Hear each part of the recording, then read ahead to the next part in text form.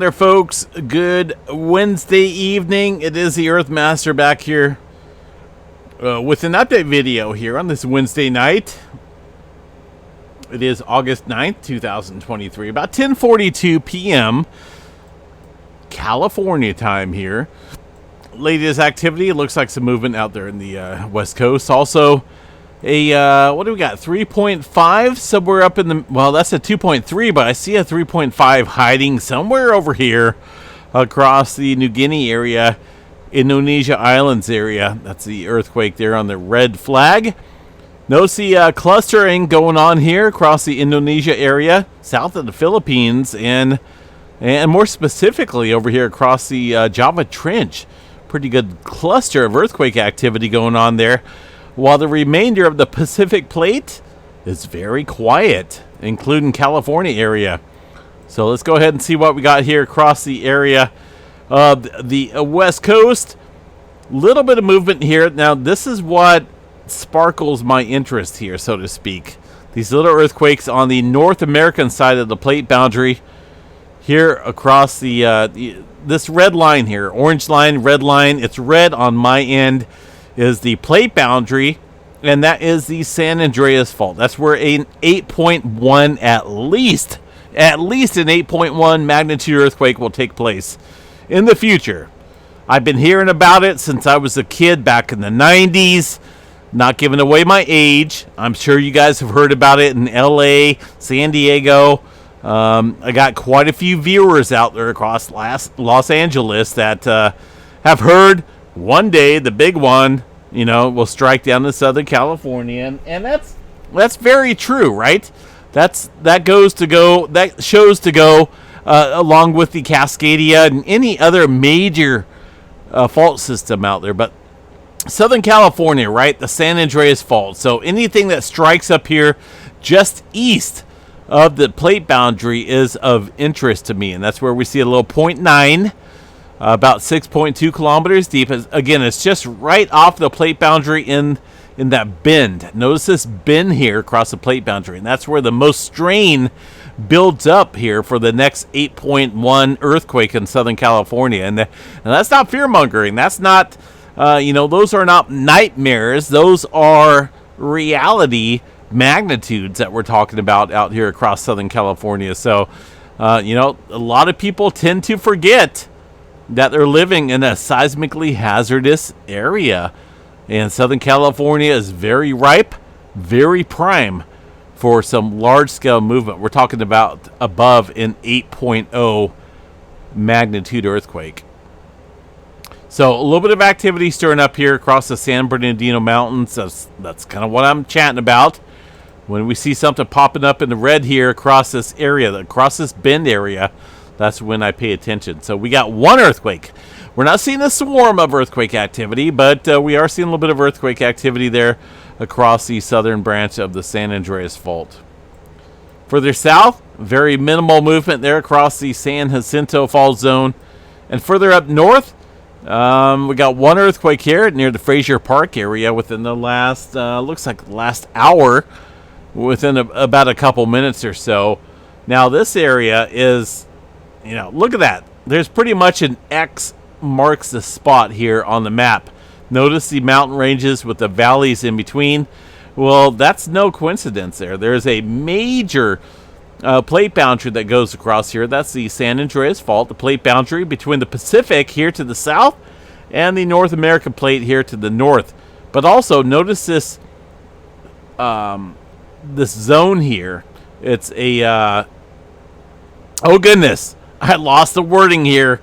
Shear zone. It's a shear zone that stretches across a good portion of the Southern California area, stretching across here of the plate boundary. Now this here is a little bit more sensitive than what people are talking about. I believe this area is very capable of triggering the San Andreas Fault. I think they downplay this fault system here, the shear fault zone known as the Garlock Fault shear zone. They downplay it. A lot of people downplay it, but this is a majorly spring. It's kind of like a spring area. It builds up tension, so to speak, here, along with the plate boundary, the San Andreas Fault. If you think about it, the movement here, right? The general movement across the area shows the Pacific Plate heading to the north, while the North American Plate headed to the south here. So imagine all that activity stretching up north here across the boundary. This area should be pretty much wound up as tight as the San Andreas Fault. So this here is a very dangerous area in terms of major magnitude earthquakes. I think one and the same, these earthquake, or at least this fault system here, could trigger a large earthquake on either of these plate boundaries or fault systems here. I believe that firmly, just because of the way that the plate motion works around this area. And, it's been long overdue. I think we've heard that for 30 years, 40 years, and probably maybe even longer before that. So, every seismologist, every geologist, every scientist can tell you, yes, this is the area down here, the southern branch of the San Andreas Fault, that's long overdue for the big one, and I'm talking about 8.1 or potentially greater. The strain that's built up here has been well deserved in that title. So, right now I see no signs of it happening. I mean, but who knows? I could trigger that just in my voice. My voice. You never know. But what I kind of look forward to here is earthquake swarms around the area, potentially moderate swarms in and around the San Andreas Fault or the Garlock Fault shear zone that could potentially trigger the big one out here. Because we know there's a lot of warping going on here amongst the topography of the land. It doesn't take a rocket scientist to tell you that this area is well overdue. It's a major plate boundary, and there's a lot of strain that builds up here over time. And it's been over 300 years of strain that's built up here in this area. So, one of these days, this map is not going to look very simple like this. It's not. And I think when the big one does strike down here, it will trigger an enormous earthquake, obviously, but also swarming activity across the plate boundary that will probably continue for years after the big one. But right now, look at it. Enjoy the quietness. Seriously, enjoy the quietness out here. All right, further up north, a little bit of activity across the Blanco fracture zone. This is from earlier this morning, a 4.1 and a 3.1. Earthquake activity across the Pacific Northwest, generally microquake activity. Let's go ahead and check out the tremor. Not volcanic tremor, but Cascadia tremor, which sits at a big fat 0 tonight. That is a negative in terms of tremor activity occurring out here across the Cascadia tonight. Yellowstone National Park, someone asking me about what's going on with a seismic signature out there. Let's go ahead and check it out. Let's go ahead and see what's going on. I don't like to repeat myself out here, but a lot of times when earthquake or weather activity occurs out here amongst Yellowstone National Park, I point it out, and I tend to point it out because a lot of times YouTubers, maybe YouTubers, Facebookers, Twitters, doesn't matter who. You got these people that want to fearmonger. Okay, the word is fearmongering, right? If I were to put a title up here and outline this specific area right here, right? Notice this signature right here. That's actually, by the way, a large earthquake down in 5.8 down in Mexico from earlier this morning. But if I were to outline this here, and it showed up there across Yellowstone, by the way, and post this up on my YouTube channel for my video, major earthquake hits Yellowstone National Park. Beware, or something of that nature. Dude, that would bring me in probably 1 million views on the video, and I would be well over 100,000 subscribers. I'm not even joking, but I can't do that. I'm not a false factual. I'm not a false base station here. channel, so to speak. A lot of people like to fearmonger, and YouTube allows it to an extent. And they could get 1 million or a couple million views on their video, but after time, YouTube does pick up on that. So I cannot fearmonger anything that's going on out here in Yellowstone at all. I explain deeply what the seismic signatures that you are seeing specifically here across the graphs are. And notice that earthquake in between about 300 and 400 timestamp here. I'm just going to give you guys a little example. That was a 5.8 down here in Mexico that struck around the UTC time here of the... Let me go over here. UTC time between... Is that right? 0933. Let's see here. 09... Where am I at? I'm way off balance here. Hold on. I got myself overworked. Hold on a second here. 0933. 0930. Here we go. Look at that. 0930. 33. So that would be right. That would be the expected UTC time here for picking up that 5.8 that occurred across the Yellowstone area. Okay, now, obviously it wasn't felt. It was not an earthquake that was felt up there in Yellowstone. But this is just... goes to show you the sensitivity, so to speak, of the seismograph stations here around the park or anywhere around the globe.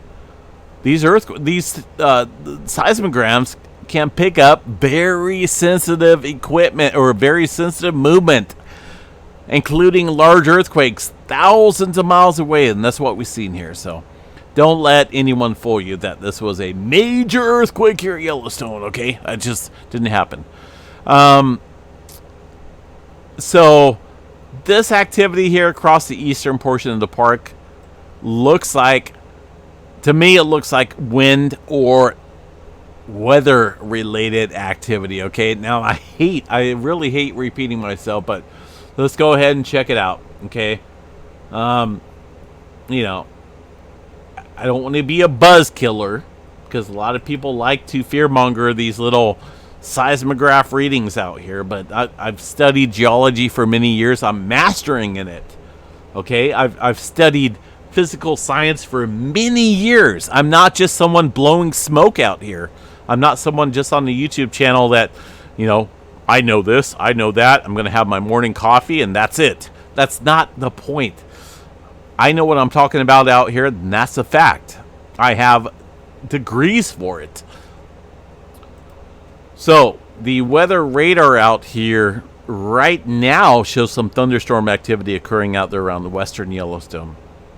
But we're looking at over the past 6 hours or so around the eastern portion of the park. I'm just going to go out here. But generally, overall, this was not a active day of thunderstorm activity. So I just kind of want to see what brew up here over the past 6 hours. It could be wind. It could be frontal boundary activity. It doesn't look like any major storms are brewing out there across Yellowstone. So this activity you're seeing brewing up here across the eastern portion of the park looks generally local to this area around the east entrance. But remember, we do have some storms brewing up here across the northwestern corner of the park. But notice that seismic signature that we always look for across the afternoon and early evening time period is gone. So that tells me right there that thunderstorm activity has a major effect on what's going on out there across the seismograph. So I had to get that out of the way because it's part of the tapering down of the fear-mongering, so to speak, out there with the Yellowstone and other areas across the globe. I don't like it. I don't like the fear-mongering. So if you hear me one day, seriously, if you hear me one day explaining to you guys that I see a massive signature all across the Yellowstone area, deep magma movement occurring across Yellowstone National Park, and I'm blasting it here on the YouTube channel, then take heed. But I can't do that because there is no major movement going on here across Yellowstone. But a lot of people like to, they'll take one example, Look at that. That's a big earthquake there across Yellowstone, but that's an earthquake thousands of miles away. It's just a seismic signature. That's all it is. You know, I hate to be the bearer of good news, but, you know, that's it. A lot of people like bad news, and they thrive off of it, but I can't. I can't do it. I'm sorry. And YouTube will eventually crack down on that. A little bit of activity there across Chile, but it doesn't look like any major large-scale movement. Looks like a 3.8 to be exact there. All right. So let's see what we got going on after that little drama. It's a dramatized night here tonight. Long Valley super volcano, right? Doesn't that sound a little bit fear-mongering out there? But we do have a little bit of activity there across Long Valley super volcano. But don't let that fear you, folks, because this is very small earthquake activity, including a 1.6 and a couple other 2s. Any super volcano that we're pinning to blow would obviously show signs of seismic increase, tilt meters off the chart. We're talking about earthquakes above 4 and 5 in a swarm fashion around a certain area around the caldera. But, you know, right now, a couple smaller earthquakes outside of the Long Valley supervolcano. I was down here a few years back observing the Long Valley area. In fact, I drove all the way down in the from Northern California into this Long Valley area. And goodness, I found a whole lot of nothingness out there. I'm not even joking. I was pretty much lost out there. The Long Valley supervolcano is a broad area of open land, and there's a lot of there's a lot of campers out there. A lot of people that I ran across camping out in the desert, and a lot of people living out there. But I was looking for seismic activity, maybe some indications of volcanic activity here years ago when there was a swarm going on, but I found the opposite. I was very confused out there. There wasn't a whole lot of road networks out there. But for now, a little small swarm around Bloody. Look at these names out here. Bloody Mountain. All right. Let's move on here real quick. Southern California, low activity stretching up here. The latest one at 2.3. Now remember, we were just chatting about the southern branch here of the San Andreas Fault. I was looking at this bad boy here, little 0.9, a very small earthquake, but we don't see too much earthquake activity out here across this specific area. Now, if we do, then we know that the strain is at the largest here across the plate boundary. Notice the curvature here across the area. That shows that the plate direction, the plate movement, the plate momentum is at its greatest here. That's where the San Bernardino Mountains are. Little San Bernardino mountain ranges. So that is buildup here over the stress of time between the North American and the Pacific plate out here. So following that little earthquake, we see a 2.3 a little bit further up north. So we'll continue to watch this area.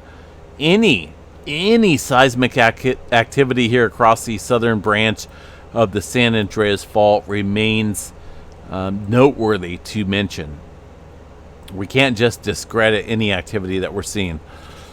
There's that 5.8 from earlier this morning down into the Middle America Trench. Notice 110 kilometers deep. See if we got anything stirring up following that activity. Very minimal movement, it looks like. 4.7 down into the Baja California area. A little bit of uptick here across the Puerto Rico Trench with a 4.0, it looks like. Well, here we go. See, 4.0 near the Leeward Islands area. Well, you can say any area out here, but it's pretty close here to a majorly seismically hazardous area known as the Puerto Rico Trench. Now, this area is very capable of producing a large damaging earthquake. We're talking about probably 8.0 or greater around the Puerto Rico Trench and the subduction zone here across the Dominica area. Not even joking. That's a legit magnitude estimate here for the Puerto Rico Trench. Would probably send a subsequent tsunami across the eastern portion here of the states, possibly into the Gulf of Mexico, but that's got a little bit different story here across the Cayman Ridge area. You know, the Gulf of Mexico is not out of the line of fire in terms of tsunamis. But a little earthquake up here around the Puerto Rico Trench, including a 4.0. South America region, well, let's see what we got going on here. Some deeper earthquake activity, it looks like, across the board. A couple 3s and 4s stirring up across the area.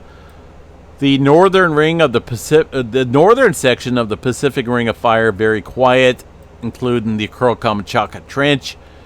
Now, the build-up today over the last 24 hours has been confined here across the, as you can see, Indonesia Islands area and west of Papua New Guinea, with a swarm of activity here off the coast of Sumatra. That's been our hot spot here of earthquake activity today. Very minimal movement across the Mediterranean. We do have a 2.9 here near the coast of Morocco. And the Atlantic Ocean, very quiet for the most part. Let's see what we got going on here for the...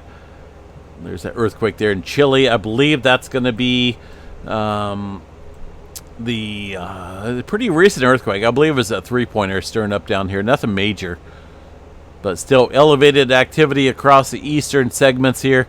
Well, what do we got there? A 4.0 coming in the last half hour in the Costa. Is that the Costa Rica area? Somewhere down there. Definitely a clutter of earthquake activity occurring off the coast of the region. Right about here, El Salvador, Nicaragua area, showing some elevated movement. And that has something to do, I believe, firmly with that swarm of activity occurring across the Gulf of Fonseca. Remember that? We're not seeing anything up on the map here, but we've seen, probably couple hundred earthquakes in this area. That's obviously a sign of impending pressure and movement across the Middle America Trench. So I think something's brewing out here big time. So we'll continue to watch that area for some movement. All right, what do we got here for space weather activity? That's a little different story out there across the area of the sun. A couple C flares popping up across the solar flare detection chart here. Notice the C flare activity popping up. Nothing major.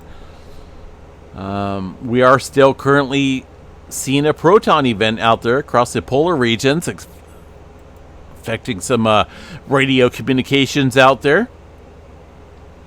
Looking at the UV filter array here over the last, this is a current image actually, shows this sunspot region here growing.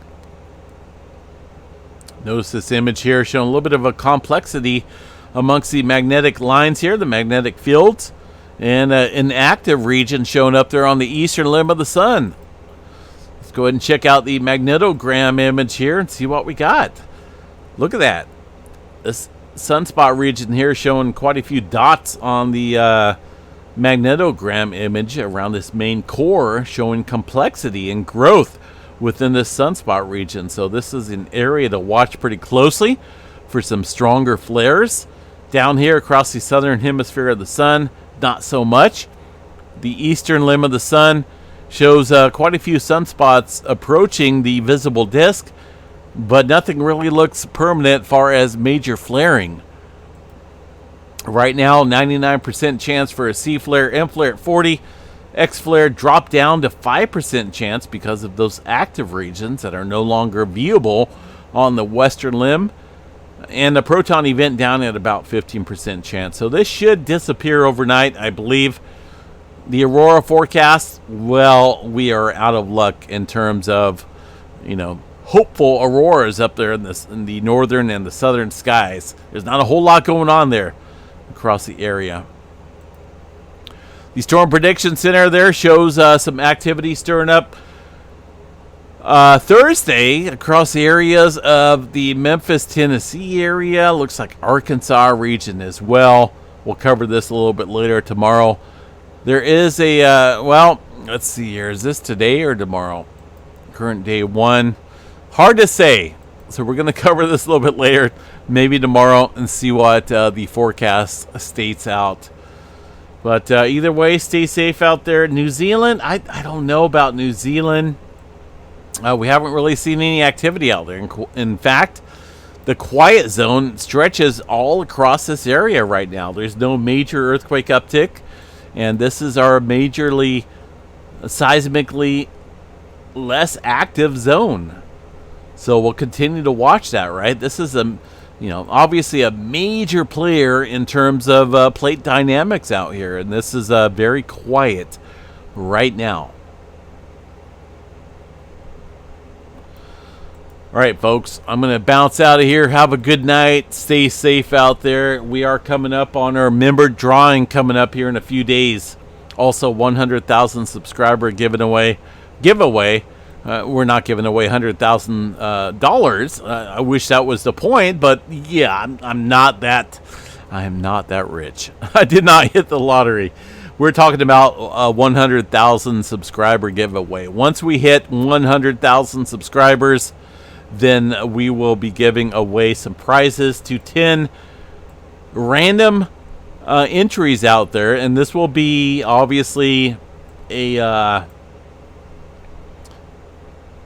video coming up here soon. I'll go into the more dynamics of it, what needs to be done, the prizes that are given away, and so on. But we're getting close, folks. I'm telling you, we are very close, and I can't wait for it. I've been hoping, and I've been praying, and looking forward to the 100,000 subscriber mark for quite a while. Right now, we are at 99,242 subscribers, and that's what YouTube right now is showing me on my subscriber count. So we are just under the 800 mark, and we're getting very close to that 100,000 subscriber mark. And when it happens, we'll let you know, and there'll be some big prizes given out to some folks out there, and we'll go over that again more as we get closer to that 100,000 subscriber mark. So make sure you guys keep sharing this video, tell your friends about it. We're all in the lines of providing factual data, not fear-mongering, right? There's a lot of fear-mongering channels that get 20 times the views that I'm getting right now, and I just can't do that. I'm not into fear-mongering. I do not provide false information out here on my YouTube channel, and I think that will be beneficial for me and this channel lasting around for many years to come, because these fear-mongering channels, they last for a little bit, and they get a couple million views, maybe a couple 100,000 subscribers, but then YouTube kind of figures out what they're doing, and then they get the plug pulled on them, and then their channel disappears, or it gets demonetized, and then they basically give up that fear-mongering. So this channel's all about factual information. My information is backed up by obviously legit knowledge. I'm studying this in school. I have been for many years, and I'm working towards that physical science degree, that master degree in that area, geology. And it takes a lot to learn about this seismic activity out here. This is not me guesstimating what's going on out here across the plate tectonics. This is me basically advertising my expertise here across the globe, and providing that data for you guys out here. And that's what I want to do. I don't want to fearmonger. I don't want to scare anybody. That's not what this channel's about. So I've said it time and time again, and I will continue to say that. This channel is backed up by facts, and that's what we'll continue to do. Provide factual data out here. So, unfortunately, factual data will not get me as many views as the fear-mongering channels, but it's not about views. It's about providing the information out here to the public. It's 11:11, folks. Make your wish, at least out here on the West Coast. We'll catch you guys later, sometime tomorrow. Have a beautiful Wednesday evening. Take care, folks.